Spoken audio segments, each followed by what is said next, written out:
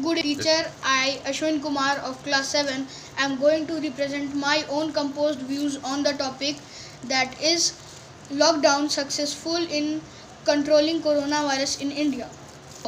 As we know that the lockdown for which our prime minister had ordered is very much effective for India as well as the people of India.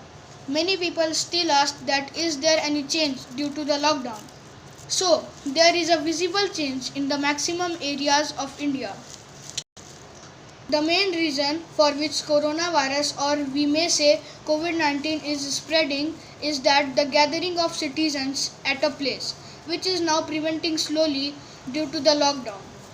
But still, lockdown is not only the only way, lockdown is not the way to stop this dangerous disease. Yet, we are getting hundreds of cases in a day, even in the lockdown.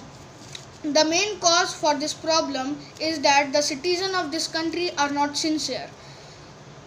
Still, many people understands the importance of lockdown and stay in their house, but there are also some people who ignore the importance of lockdown and they allow themselves to come out of their house not for buying the important materials but only for their fun.